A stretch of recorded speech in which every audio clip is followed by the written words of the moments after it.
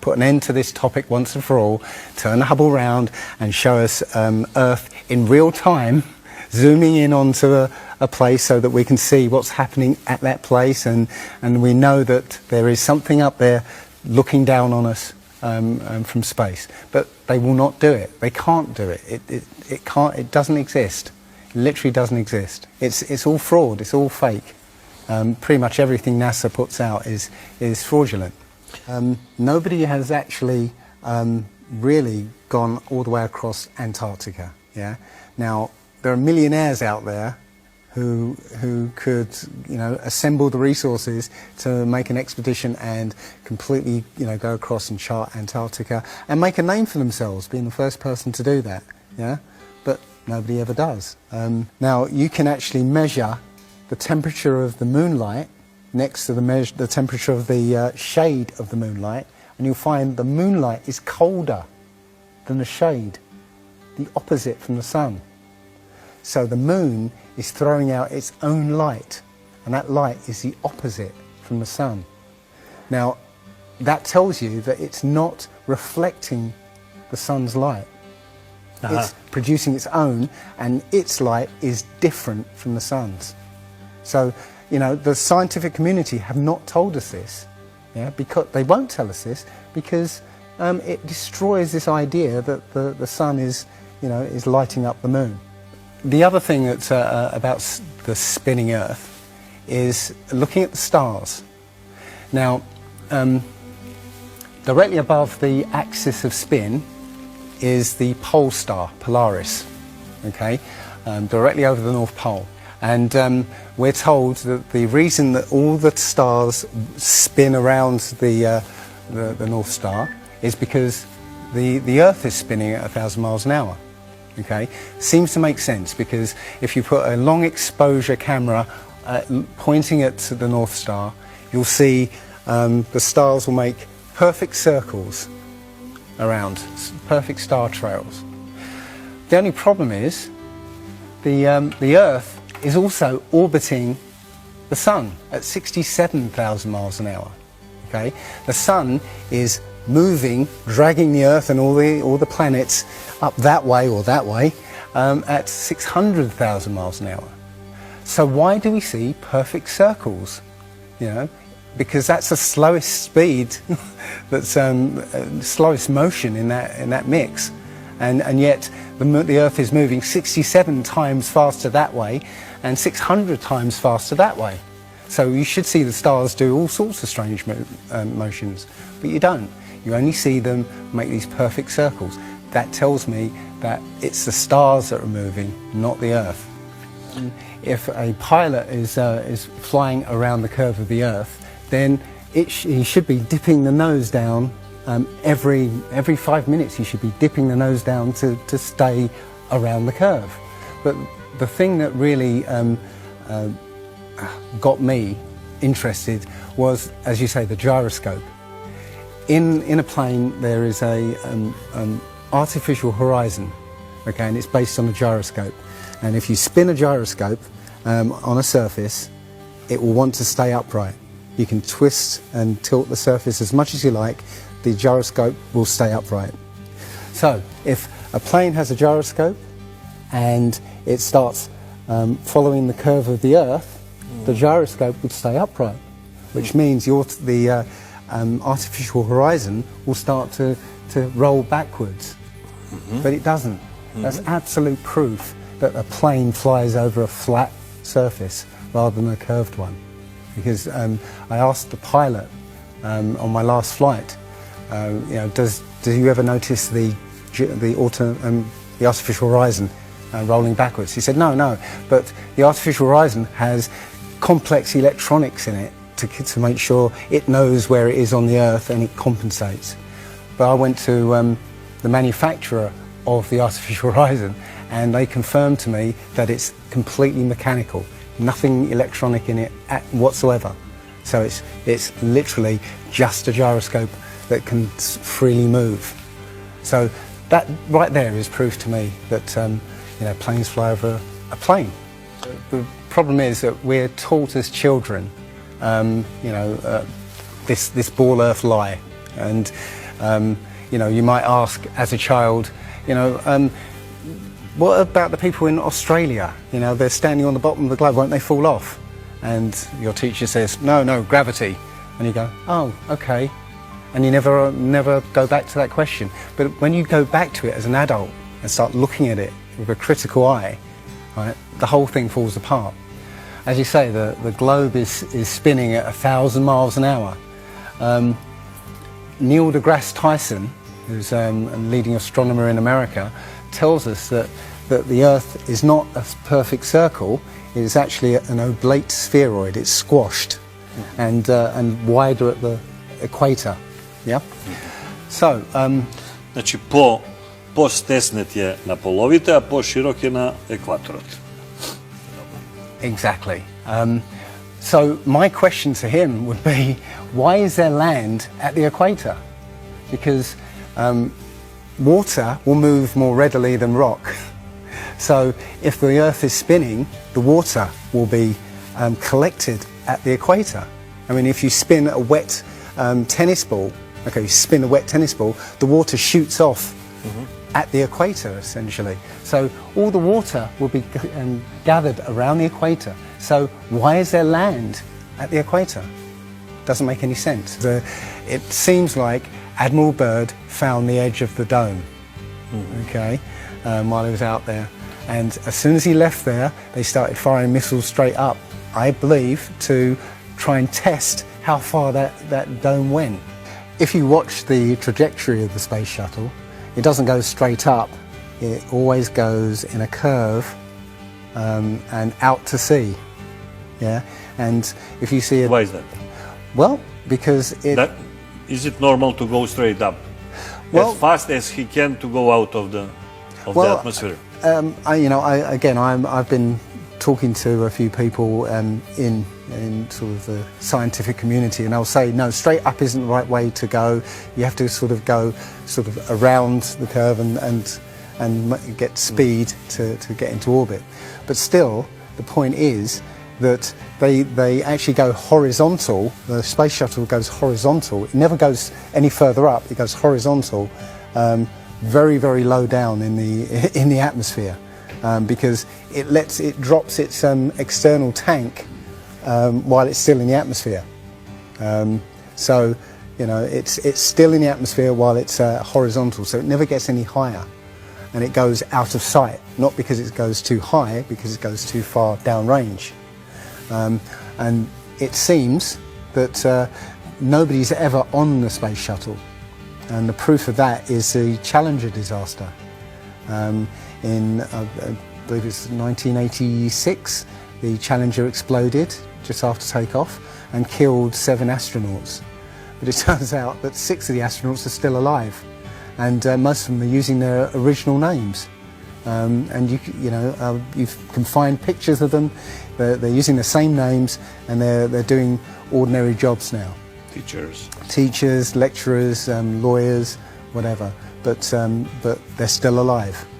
And you can see whenever the space shuttle lands, you can hear it. It's a loud jet engine. You watch any video of the space shuttle landing, you can tell it's a jet engine. It's a jet-powered aircraft. That's it. It's not a glider. In my video, I show you a glider, how that seems, and then I show you the space shuttle, and yeah, it's not a glider. It's an aircraft, and that's what they're fooling us. They're taking billions of dollars in and giving us images and fake planes for that 10 billion, you know, however many billions of dollars it is. That isn't the first thing that's been hidden over the years. I mean, we're all driving petrol cars because 100 years ago, the Rockefeller family basically cornered the market on oil, and the car industry was going electric. So, you know, all cars would have been electric from the get-go, but they basically forced everybody to use petrol cars, and they've hidden this secret. And literally, you know, we could be running around in electric cars that have unlimited mileage by now, but we're still using these 100-year-old machines, dirty machines, because of a secret that's been kept. It's easy. If everybody's been trained into believing that this is real, right, and there's space, and it's within our interests to explore space and you know, go to the moon, go to Mars, yeah, people will pay for it, and they're making billions. And yeah, there's more to it, because I believe there's a big deception coming, and it's to do with aliens, because now since Roswell, 1947, that was the first time anybody had ever understood the idea of aliens. But since then, we've been bombarded with science fiction and the idea of aliens, and most people believe there are aliens out there.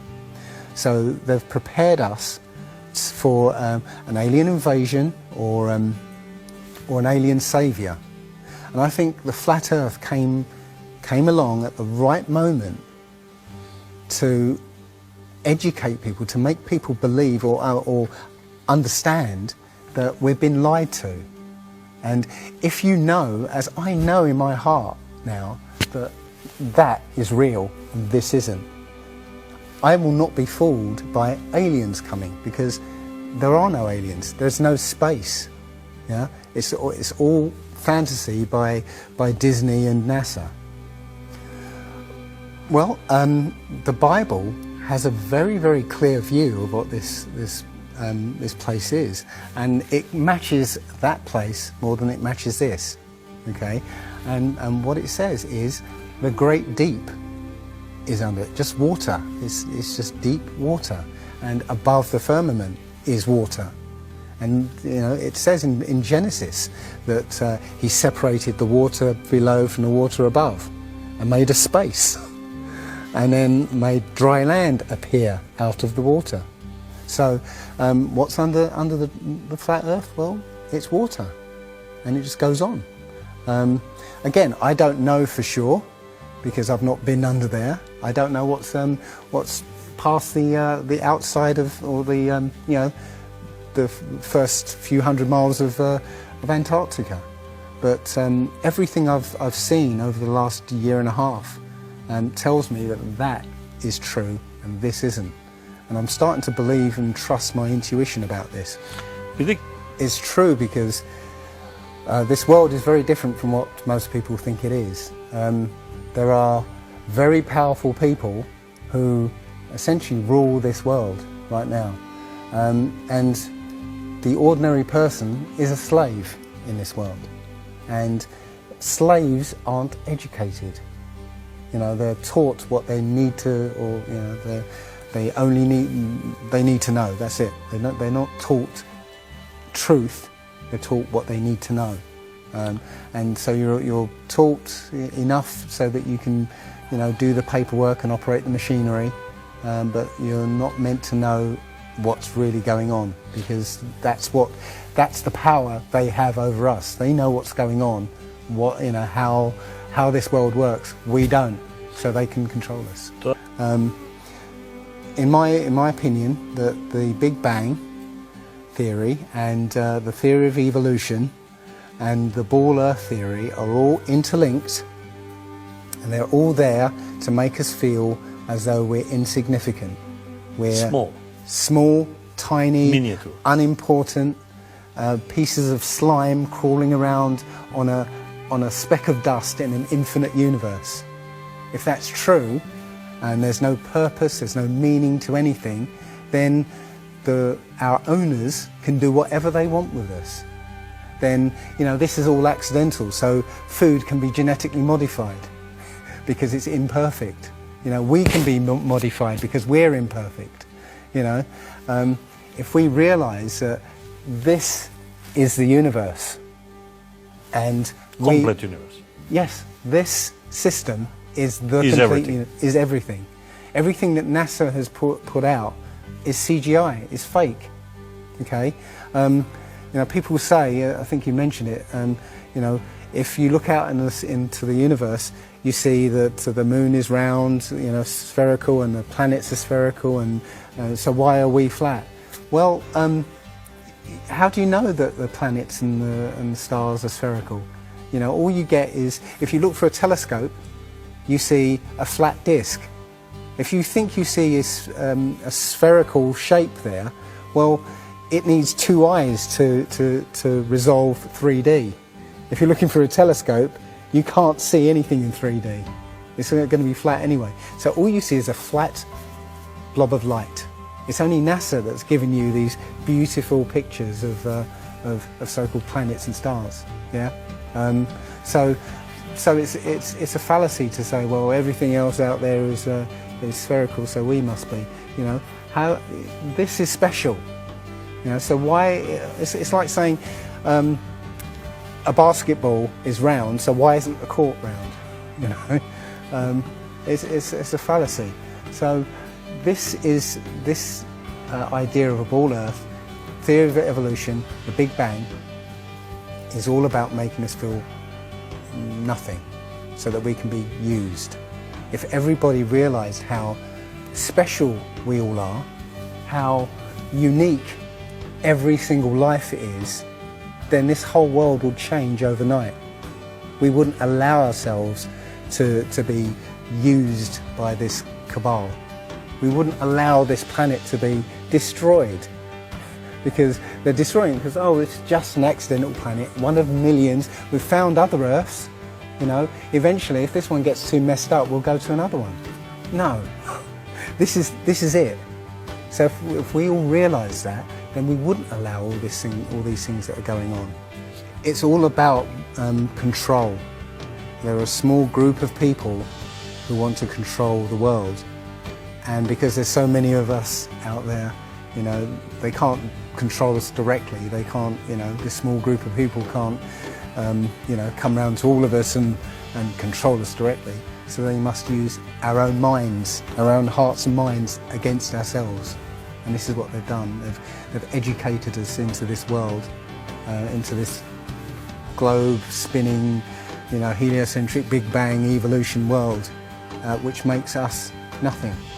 And as soon as we change that, this is amazing, because when I first started looking, it was about 1.5 years ago, I looked on YouTube and there were maybe about 100 videos, not even that probably, and nobody was talking about it. Right? And then over 2015, it exploded. There are thousands and thousands and thousands of people looking at Flat Earth now.